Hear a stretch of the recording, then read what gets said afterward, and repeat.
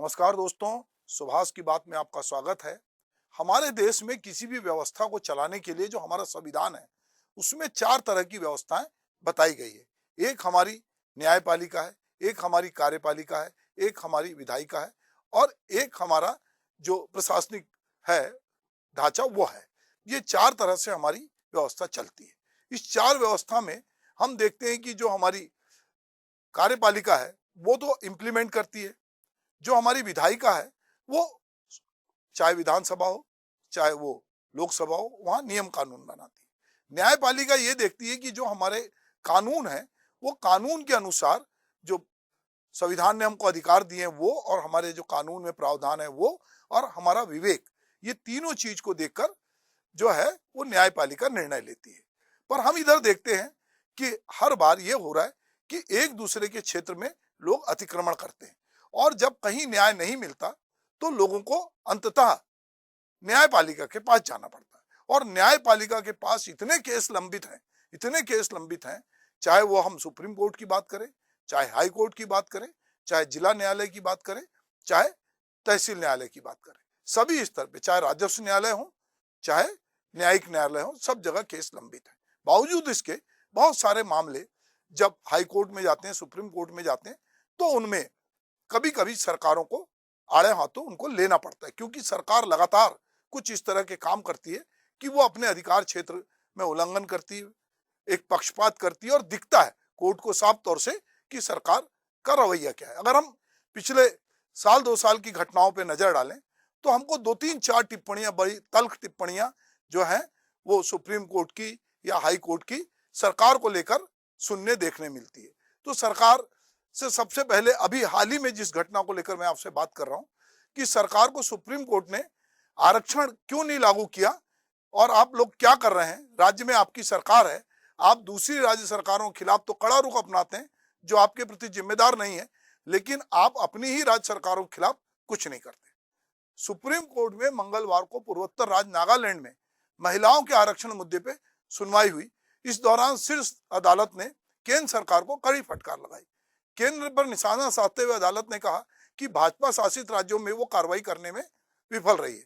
नागालैंड में महिलाओं को जो आरक्षण दिया जाना था वो लागू क्यों नहीं हुआ, और पिछले सालों में जिस तरह से गैर भाजपाई राज्यों में हम देखते हैं कि ईडी और आईटी के छापे लगातार हो रहे हैं, और जो सेंट्रल एजेंसियां वो लगातार कार्रवाई कर रही हैं, तो कोई भी आदमी जो थोड़ा बहुत जागरूक है वो जान रहा है कि जहां पर डबल इंजन की सरकार नहीं है, वहां पर अगर विपक्ष की सरकार है तो उसको घेराबंदी करने में, इसलिए हम देखते हैं कि चाहे छत्तीसगढ़ हो, चाहे झारखंड हो, महाराष्ट्र में अभी तक थोड़े दिन पहले तक लगातार कार्रवाई हो रही थी, पश्चिम बंगाल में कार्रवाई हो रही थी, केरल में, जहां कहीं भी, बिहार में जब इनकी नीतीश बाबू से इनका जो है मोह भंग हुआ, दोनों अलग अलग हुए, तो वहां कार्रवाई होने लगी।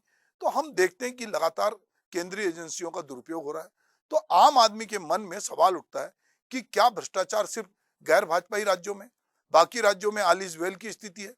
अक्सर चुनाव के वक्त प्रधानमंत्री नरेंद्र मोदी और उनके मंत्रीगण भाजपा को इसलिए जिताने की अपील करते हैं क्योंकि भाजपा की जीत होगी तो डबल इंजन की सरकार आएगी और वो तेजी से काम करेगी। एक ये भी बात है कि कोई सरकार संवेदनशीलता से काम करती है, इंजन जो होता है उसके बाद संवेदनशीलता नहीं होती। जो पद्धति में मनुष्य होते हैं उनके पास संवेदनशीलता होती है, इंजन तो अपना जो है जिस तरह से उसको आप सेट कर देते हैं उस तरह से काम करता है। तो ये कहना है कि डबल इंजन की सरकार, आप ये कह सकते हैं कि संवेदनशील सरकार होना चाहिए, जवाबदेही सरकार होना चाहिए, पर ये डबल इंजन की जो बात आई है, तो अभी जब ये सुप्रीम कोर्ट ने ये टिप्पणी की तो ये डबल इंजन की सरकार, क्योंकि नागालैंड में भी भाजपा की सरकार है और केंद्र में भी है, तो ये कहीं ना कहीं इस जो डबल इंजन की बात हो रही है इस पे जैसे कहते हैं कि हवा निकल गई। सुप्रीम कोर्ट ने सुनवाई के दौरान भाजपा शासित जो मणिपुर में हुई हिंसा का भी जिक्र किया। वो कह रहे हैं कि आप अपनी पार्टी की राज्य सरकारों के खिलाफ तो एक्शन नहीं लेते हैं, पर आप जो है दूसरी पार्टी के खिलाफ जो है तत्काल एक्शन में आ जाते हैं, ताबड़तोड़ कार्रवाई करते हैं, रातों रात कार्रवाई करते हैं। तो हम देख रहे हैं कि लगातार जो हमारी कोर्ट है वो सरकार पर कहीं ना कहीं निशाना साध रही। सरकार जो जिस तरह के निर्णय ले रही है, पिछले दिनों प्रेस की आजादी को लेकर जब बात हुई तो ये कहा गया कि प्रेस स्वतंत्रता देश के लिए जरूरी है, आप बिना स्वतंत्र प्रेस के देश की कल्पना नहीं कर सकते, क्योंकि अभिव्यक्ति के जो की आजादी उस पर लगातार हमले हो रहे थे और जो लोग प्रतिपक्ष की भूमिका निभा रहे थे या जो विद्रोह का स्वर था उसको दबाने के लिए बहुत सारे लोगों को जेल में डाला गया। तो इस पे लोग जब सुप्रीम कोर्ट गए तो सुप्रीम कोर्ट को ये टिप्पणी करनी पड़ी। अभी हमने देखा कि मणिपुर की घटना है, इस घटना में 3 महीने से लगातार हिंसा हो रही थी, प्रधानमंत्री चुप थे। जैसे सुप्रीम कोर्ट ने इसको संज्ञान में लिया, 10 बजे सुप्रीम कोर्ट संज्ञान में लेता, 12 बजे प्रधानमंत्री जो है वो कैमरे के सामने आके अपना दुख व्यक्त करते हैं और कहते हैं कि मुझे बहुत दुख है और मैं बहुत दुखी हूं। तो सुप्रीम कोर्ट को हस्तक्षेप करना पड़ा।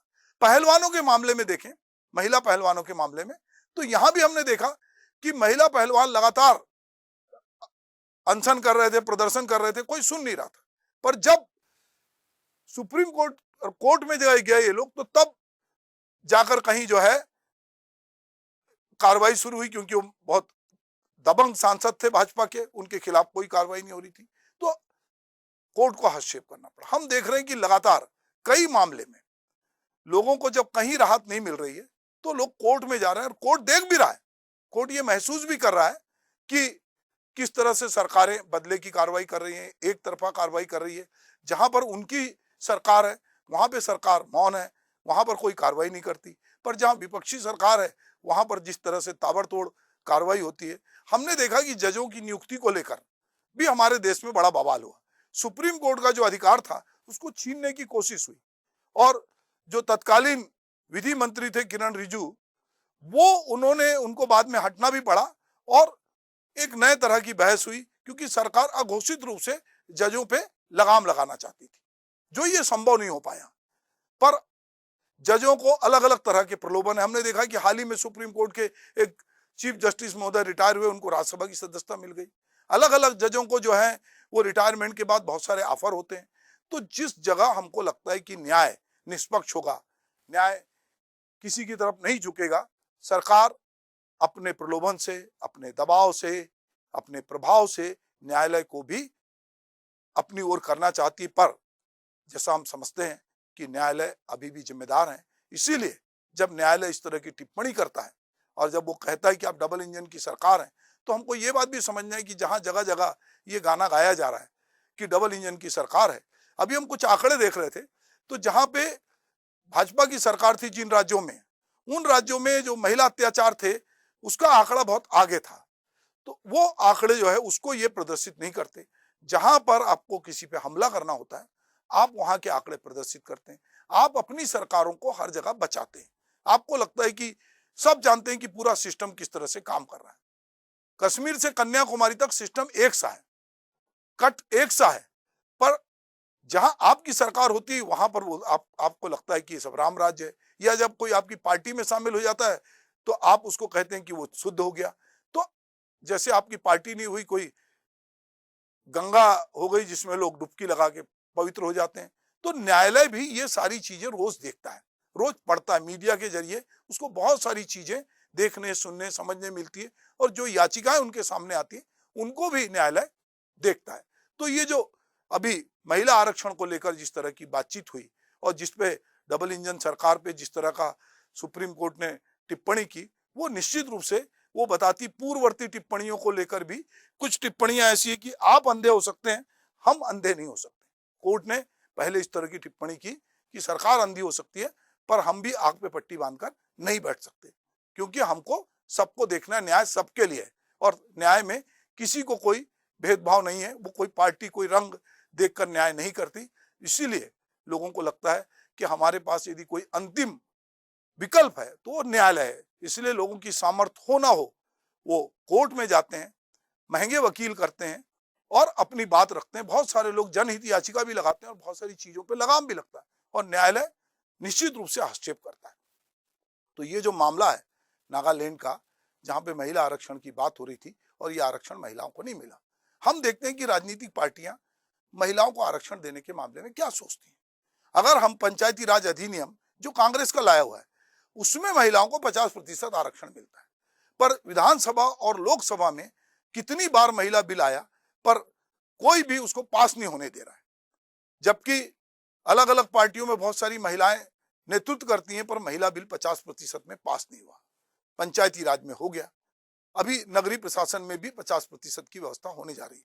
पर हम देखते हैं कि हमारी लोकसभा और विधानसभा में महिलाओं को आरक्षण नहीं है, और जहां आरक्षण है वहां भी पुरुषवादी जो समाज है वो महिलाओं में कोई सरपंच पति हो जाता है, कोई पार्षद पति हो जाता है, वहां पर भी उनका हक मानना चाहते हैं। ऐसे में यदि किसी राज्य में पूरे आरक्षण को एक नए सिरे से गोल कर दिया जाए और वो भी केंद्र सरकार की जानकारी में हो, तो निश्चित रूप से कोर्ट इस तरह की तल्ख टिप्पणी करेगा। लगातार हम देख रहे हैं कि कोर्ट तल्ख टिप्पणियां सरकार पे करते रहे हैं।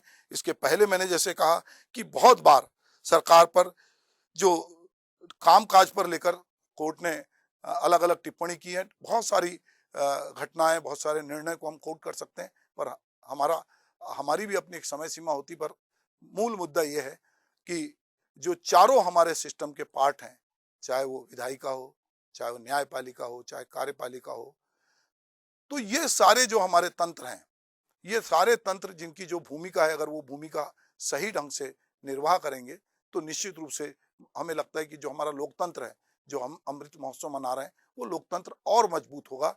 और खास करके जो हम जिस मीडिया की बात करते हैं, चौथा स्तंभ, दरअसल सबसे आसान है चौथे स्तंभ के पास पहुंचना, पर धीरे धीरे वो भी कठिन हो रहा है, क्योंकि उसका भी अपना एक एजेंडा है। तो आम आदमी के पास सबसे सरल और सुलभ साधन यदि कोई है तो वो मीडिया है। पर मीडिया में भी कई बार उस तरह से बात नहीं होती, या मीडिया अगर बात भी रखता है तो कई बार उसको अंजाम तक नहीं पहुंचता। पर न्यायालय को सजा देने का अधिकार है, और जो सजा दे सकता है, जो आपको चुनाव से बाहर कर सकता है, जो आपको जेल भेज सकता है, तो निश्चित रूप से कहीं ना कहीं इसका डर है। पर पूरी दुनिया में इस समय जो भी सत्ताएं हैं वो लगातार न्यायालय के खिलाफ जा रही हैं। उनको लगता है कि हमारा एक अधिकार होना चाहिए, सब चीज हमारी मुट्ठी में होना चाहिए। पर जहाँ पे लोकतंत्र है, वहां पर लोकतंत्र के जितने भी स्तंभ हैं, अगर वो सब स्वतंत्र रूप से काम करेंगे, सुरक्षित रूप से काम करेंगे, तो लोकतंत्र मजबूत होगा।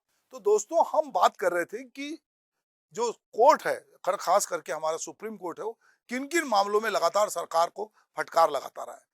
अभी हमने देखा कि जो विचाराधीन कैदियों के ट्रायल को तेज करने की बजाय लंबित मामलों के लिए न्यायिक व्यवस्था की आलोचना पर सुप्रीम कोर्ट ने केंद्र को फटकार लगाई। जस्टिस मदन बी लोकुर की अध्यक्षता वाली बेंच ने सख्त लहजे में कहा कि आप अपनी ड्यूटी तो नहीं कर रहे, लेकिन अदालती कार्रवाई में वक्त लगा के न्याय में देरी कर रहे हैं। उन्होंने गृह मंत्रालय को इस मामले में कहा कि आपराधिक न्याय प्रणाली पर वो सवाल उठा रहा है। एडिशनल सॉलिसिटर जनरल जो थे, उन पर उन्होंने कहा कि सरकार से कहिए न्याय व्यवस्था की आलोचना करना बंद करें। जस्टिस लूकर ने राज्य सरकार से पूछा कि जेलों में बंद कैदियों की हालत सुधारने के लिए क्या कदम उठाएं। अभी हम देखते हैं कि ईडी का जो कार्यकाल बढ़ाने की बात हुई, तो प्रवर्तन निर्देशालय, जिसमें संजय कुमार मिश्रा के कार्यकाल को तीसरी बार बढ़ाया जा रहा, तो उसको अवैध करार दिया। शीर्ष अदालत ने जो मिश्रा के एक्सटेंशन को अवैध बताने के बाद कहा कि ईडी निर्देशक का पद 31 जुलाई 2023 के बाद बने रह सकते हैं। जो बाकी जस्टिस थे, उन्होंने कहा कि 21 में सुप्रीम कोर्ट की बेंच ने उनके खिलाफ फैसला दिया। अब उसके बाद कार्यकाल का विस्तार नहीं करना था। कोर्ट ने कहा कि संसद के पास ईडी निर्देशक का कार्यकाल विस्तारित करने की शक्तियां हैं, विधायिका के पास अदालत के फैसले को पलटने का अधिकार होता है। ये सबके हित वाला फैसला है। इसमें साफ साफ कहा गया कि कार्यकाल का विस्तार नहीं किया जा सकता, इसलिए उन्होंने इनके एक्सटेंशन को गलत माना, फटकार लगाई। दिल्ली दंगा केस में यूपीए के कई जो आरोपियों थे, उनको जमानत देते हुए केंद्र सरकार पर कड़ी फटकार लगाई। हथियार के बिना प्रदर्शन करना मूल अधिकार है, कोई आतंकवादी गतिविधि नहीं। ये जस्टिस ने कहा कि कोई भी आदमी यदि प्रदर्शन करता है और वो बिना हथियार के करता है, तो उसको ये राइट है, क्योंकि हमारा संविधान हमको कहता है कि हम अपने चीजों के लिए प्रदर्शन कर सकते हैं। तो लगातार हम देखते हैं कि दिल्ली हाई कोर्ट ने भी केंद्र सरकार के को भी फजियत की। उसने, जब हमारे यहाँ कोरोना था, तो ऑक्सीजन को लेकर कोर्ट ने जो है लंबी बहस चली और कई बार खरी खोटी जो है वो सुनाई, क्योंकि ऑक्सीजन की कमी हो गई थी और केंद्र सरकार ऐसा लग रहा था कि मौत को लेकर बेफिक्र है, या आंखें बंद किए करने का आरोप भी लगाया।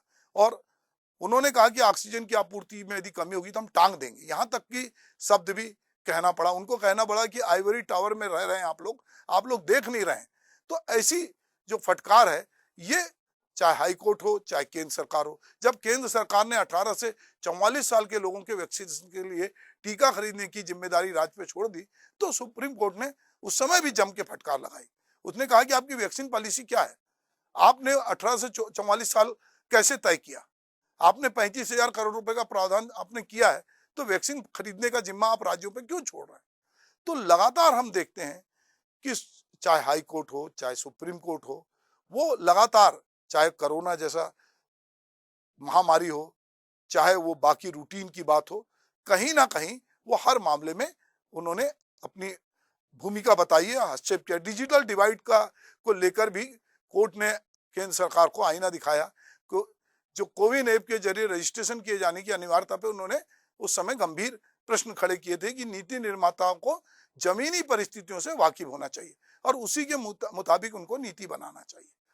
तो कोरोना मैनेजमेंट को लेकर भी कई बार डिजिटल इंडिया की जो बात चल रही थी, उसमें उन्होंने कहा कि ग्रामीण क्षेत्र में और खास करके झारखंड, राजस्थान में आप कैसे डिजिटल इंडिया को लागू करेंगे। तो ये बहुत सारे मामले हैं जहां कोर्ट हस्तक्षेप कर रहा है, अपने गुस्से का इजहार कर रहा है, और वो लगातार जो है महामारी की बात हो या ईडी की बात हो, चाहे आईटी की बात हो, चाहे महिला आरक्षण की बात हो, सभी जगह कहीं ना कहीं हम ये देख रहे हैं कि वो हस्तक्षेप कर रहे हैं। जस्टिस वाईवी चंद्रचूड़, जो कि सुप्रीम कोर्ट के चीफ जस्टिस है, उन्होंने कहा कि सूचनाओं पर रोक लगाना न्याय की बुनियादी अवधारणा के खिलाफ है। किसान आंदोलन पे हुए सुप्रीम कोर्ट में गिरा केंद्र ने जो है, जब 3 कृषि कानून लाए थे, उस दौरान केंद्र सरकार को फटकार पड़ी।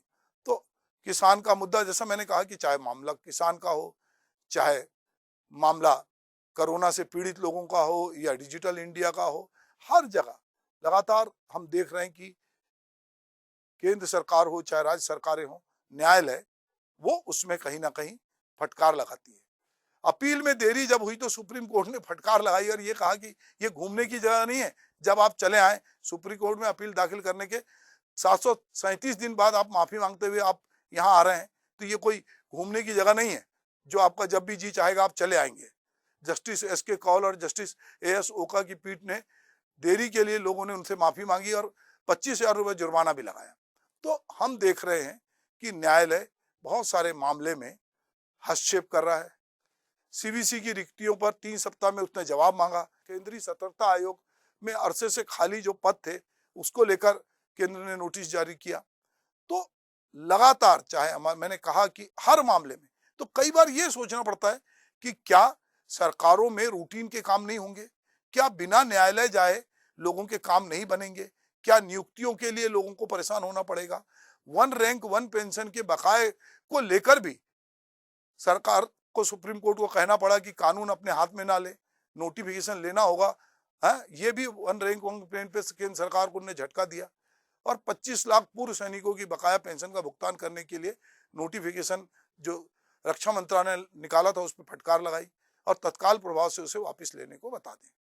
तो ये जो 4 किस्तों में देने की बात की विज्ञप्ति निकली थी उस समय, तो मैं कह रहा हूं कि हम देख रहे हैं कि लगातार सरकारों द्वारा जिस तरह की कार्रवाई की जा रही है, वो उससे आम आदमी असंतुष्ट है या बहुत सारे लोगों को लगता है कि पक्षपातपूर्ण कार्रवाई है।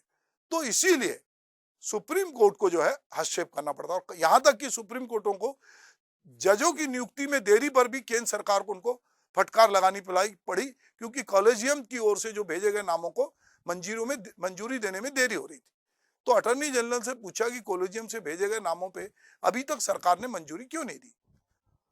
तो ये बहुत सारी चीजें हैं जहां पर कि लगातार न्यायालय जो है वो सरकार को फटकार लगा रहा है और सरकार बार बार कोर्ट में जा रही है और कोर्ट कई बार उनको सचेत भी कर रहा है, और पर ये लगातार टकराहट जारी है। इस बार चूंकि नागालैंड में महिला आरक्षण को लेकर ये ताजा फटकार है और केंद्र और राज्य में एक सी सरकार है, इसलिए जो डबल इंजन की सरकार है जिसकी बात लगातार केंद्र सरकार कह रही है, और अभी चुनाव में जिन राज्यों में विपक्षी सरकारें, वहां पर चुनाव में नारा भी है कि आप हमें जिताइए, अगर केंद्र और राज्य में डबल इंजन की सरकार होगी तो यहाँ पर तेजी से विकास होगा। पर सुप्रीम कोर्ट में जो रूलिंग आई है, जो टिप्पणी आई है, वो बताती है कि सरकारें केंद्र और राज्य में एक सी क्यों ना हो, पर काम करने का अगर तौर तरीका नहीं बदलेगा तो उससे आम आदमी को राहत नहीं मिलेगी। नमस्कार।